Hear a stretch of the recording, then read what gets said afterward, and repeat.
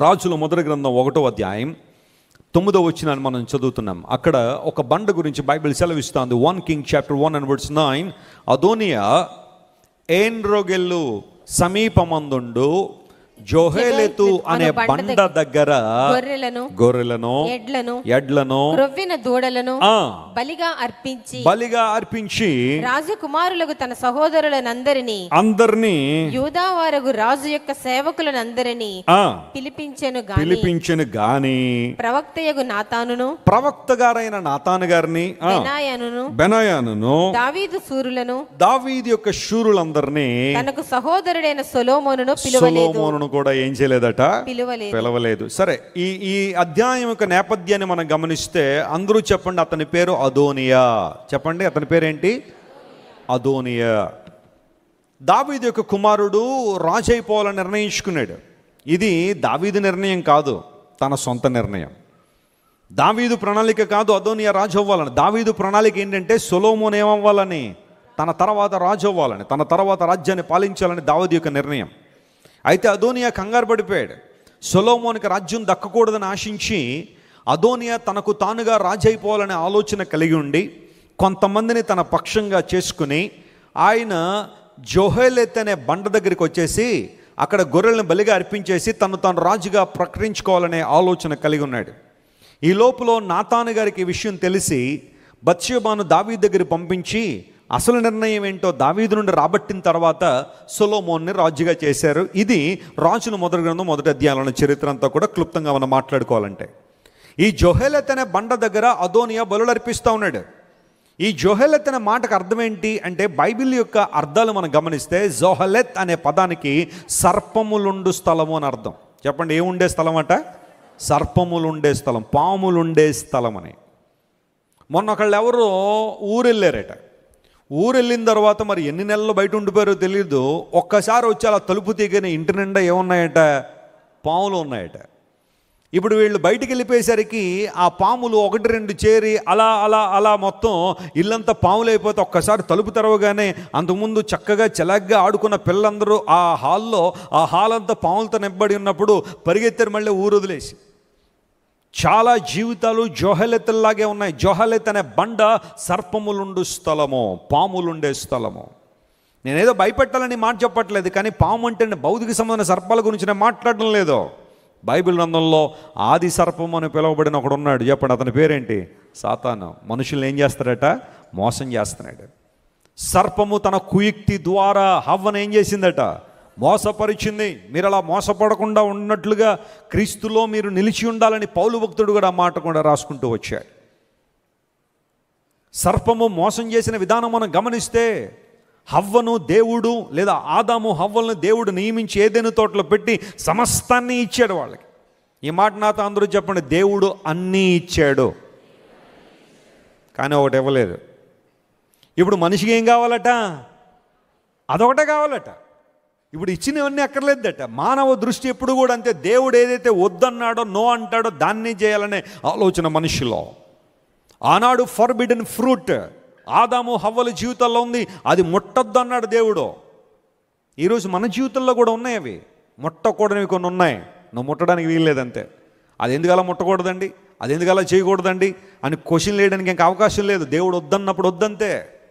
ఆదాము హవ్వలు దేవుడు వద్దన్న వాటినే కావాలని అనుకున్నారు, దాని ద్వారానే శాపాన్ని కొని తెచ్చుకున్నారు, ప్రపంచాన్ని కూడా శాపంలో నెట్టేశారు. ఈ రోజున మనుషులు కూడా దేవుడు ఏం వద్దన్నాడో అదే చేయడానికి నిర్ణయాలు.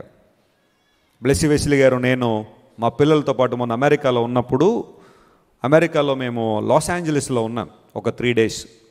లాస్ ఏంజలీస్ అంతా కూడా ఒక మాటలో చెప్పాలంటే పండుగ వాతావరణం అన్నమాట. ఎందుకు పండుగ వాతావరణం అంటే, ప్రైడ్ అనే ఒక మూమెంట్ ఈ రోజున ప్రస్తుత దినాల్లో జరుగుతుంది. ప్రైడ్ అనే మూమెంట్. దేవుడు వర్షపు ధనస్సును 7 రంగులతో చాలా చక్కగా ప్రపంచానికి ఇస్తే, ఇప్పుడు ఆ 7 రంగుల్ని కూడా ఒక ఉద్దేశం కొరకు మనుషులు వాడుతున్నారు. ఇదివరకు ఆ వర్షపు ధనస్సులో ఉన్న రంగులన్నీ కూడా ఒక జెండాలో కనబడితే వావ్ అనేవాళ్ళు. ఇప్పుడు దాన్ని చూస్తే భయం వేసిన పరిస్థితి. ఎందుకోసం? కొంతమంది దాన్ని ఉపయోగించిన విధానం అలా ఉంది. వర్షపు ధనస్సులో ఉన్న 7 రంగుల్ని కూడా తమ ఉద్దేశాల కోసం వాడుకుంటూ ఆ ఫ్లాగ్స్ అన్ని కూడా చూస్తూ ఉంటే, ఒకప్పుడు వాట్ గ్రేట్ కలర్స్ అనేవాళ్ళు, ఇప్పుడంతా దాని వెనకాల అర్థం మారిపోయింది. ఇద్దరు మగవాళ్ళు పెళ్లి చేసుకుంటున్నారు, ఇద్దరు ఆడవాళ్ళు పెళ్లి చేసుకుంటూ స్వలింగ సంపర్కం, సెక్సువల్ ఇమ్మొరాలిటీ ప్రపంచంలో పెరిగిపోతున్నప్పుడు వాళ్ళు వాడుతున్న ఫ్లాగ్స్ అవి ప్రైడ్ అనే పేరు పెట్టి ఆ ఫ్లాగ్లు వాడుతూ ఉంటే అందరూ కూడా దాన్ని యాక్సెప్ట్ చేయాల్సిన పరిస్థితి వచ్చేసింది. అమెరికాలో ఈరోజున పరిస్థితి ఎలా ఉందంటే, ఇద్దరు మగవాళ్ళు పెళ్లి చేసుకుంటేనట పాస్టర్ గారు పెళ్లి చేయాల్సిన పరిస్థితి వచ్చేసింది. పెళ్లి చేయకపోతే ఆయన జైల్లో వేసే పరిస్థితి. ఎందుకంటే నువ్వు వారి హక్కులను కాలు రాస్తున్నావు, వారి అభిప్రాయాలను నువ్వు గౌరవించట్లేదు, ఇద్దరు మగవాళ్ళు పెళ్లి చేసుకుంటే నువ్వు సపోర్ట్ చేయట్లేదని అనేక మంది సేవకులను హింసించే పరిస్థితి రాబోతా ఉంది. కొంతమంది కాంప్రమైజ్ అయిపోతున్నారు, కొంతమంది కాంప్రమైజ్ అవ్వట్లే. మాకు పోతే పోయింది మా ఉద్యోగం, లేకపోతే మేము ఏదో పని అన్నా చేసుకుని బతుకుని ఇలాంటి పని చేయమని కొంతమంది సేవకులు నిలబడుతున్నారు. వాంఛలు మనిషికి అక్రమమైన జీవితాలు ప్రియులారా. స్వభావ విరుద్ధంగా, సృష్టికి విరుద్ధంగా మనిషి యొక్క ఆలోచనలు. అందును బట్టి God created Adam and Eve, కానీ యాడమ్ అండ్ స్టీవ్ కాదన్నాడు ఒక ఆయన.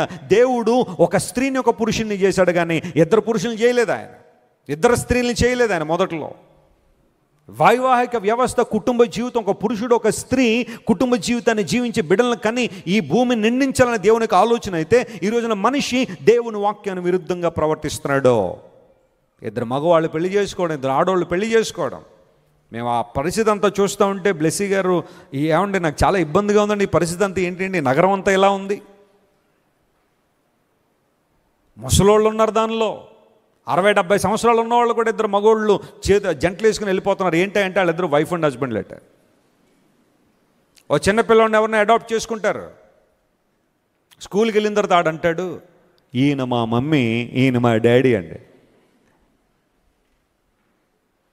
ప్రపంచం ఎలా అయిపోతుందంటే, చిన్నప్పుడు మనం పుట్టగానే జనన ఆ ధ్రువపత్రంలో పేరు, ఒకవేళ అప్పటికి పేరు ఇంకా డిసైడ్ అయితే పేరు, తండ్రి పేరు, తల్లి పేరు, ఇంటి పేరు, ఆ తర్వాత జెండర్, మేల్ ఆర్ ఫిమేల్, పుట్టిన బిడ్డ మగబిడ్డ ఆడబిడ్డ. ఆ జనన ధ్రువపత్రంలో తల్లిదండ్రులు పేర్లు రాసిన తర్వాత పుట్టినోడు మగబిడ్డ అయితే మగబిడ్డని, ఆడపిల్ల అయితే ఆడపిల్లని రాసేవాళ్ళు. ఇప్పుడు దౌర్భాగ్యం అయిపోయింది. చెప్పండి, నేను చెబుతున్నాను, ప్రపంచంలో అక్కడ ఖాళీ ఉంచాలట. చెప్పండి, ఏం ఉంచాలట? జెండర్ రాయకూడదట. ఈడు మగోడా ఆడోడని మనం రాయకూడదట. ఆడి పెద్ద అయిన తర్వాత ఆడు డిసైడ్ అవ్వాలంటది. నువ్వు డిసైడ్ అవ్వడం ఏంటంటే, నువ్వు పెద్ద అయిన తర్వాత, ఆడి పెద్ద అయిన తర్వాత మగోడే నేను ఆడపిల్లని ఆడపిల్లని రాయాలట. అక్కడ ఆడపిల్లలు మగపిల్లంటే మగపిల్లని రాయాలట. పరిస్థితి ఎలా ఉందో చూడండి ఈ రోజుల్లో. దేవుని వాక్యానికి విరుద్ధంగా అపవాది మనుషులను తీసుకెళ్ళిపోతున్నాడు. ఇదే దేవుడు ఏదైతే వద్దన్నాడు అదే చేయడం, మనిషి పట్టుదల అదే. జోహెలెతనగా సర్పములుండు స్థలము, సర్ప ప్రభావము, సర్పం యొక్క ఇన్ఫ్లుయెన్స్, అపవాది యొక్క ఆలోచనలు, అపవాది యొక్క ఉద్దేశాలు నెరవేర్చే పరిస్థితులు చాలా జీవితాల్లో కనబడుతున్నాయి. దేవుని వాక్యం సెలవిస్తుంది, ఆ జోహెలెతన బండ ఏమవ్వాలా? పగలాల. స్తోత్రం చెప్పండి, హల్లెలూయా. యేసుక్రీస్తు ప్రభుక శక్తి, ఆయన ప్రభావము, సిలువ రక్తంలో ఉన్న శక్తి ద్వారా సర్పములుండే ఆ బండ పగలగలిగితే ప్రభు నిన్ను వాడుకుంటాడు బలంగా. ఎప్పటి వరకు అపవాదికి ఇన్ఫ్లుయెన్స్లో ఉండిపోయావా? సాతాను యొక్క కబంధ హస్తాల్లో ఉండిపోయావా? అపవాదిని అతి తీవ్రంగా ఇన్ఫ్లుయెన్స్ చేస్తున్నాడా? దేవుని వాక్యం దూరం తీసుకెళ్ళిపోతున్నాడా? సహవాసను దూరం తీసుకెళ్ళిపోతున్నాడా? మీరు ఇంతవరకు విన్న దైవ సందేశం మరియు దేవుని సేవకులు చేసిన ప్రార్థన మీకు ఆశీర్వాదకరముగా ఉన్నదని విశ్వసించుచున్నాము. ఈ సందేశాన్ని మీ స్నేహితులకు, బంధువులకు షేర్ చేయండి. మీకు ఏదైనా ప్రార్థన అవసరత ఉన్నచో మా ఫోన్ నంబర్లకు కాల్ చేయండి. దేవుడు మిమ్మల్ని ప్రేరేపిస్తే విశ్వాసంతో సాగుచున్న ఈ పరిచర్యను ప్రోత్సహించండి. మరిన్ని వర్తమానాలు, పాటలు వినుటకు జాన్ వెస్లీ మినిస్ట్రీస్ అను మా యూట్యూబ్ ఛానల్ను సబ్స్క్రైబ్ చేసుకొనండి. ప్రభువైన యేసుక్రీస్తు కృప మీకు తోడైండును గాక.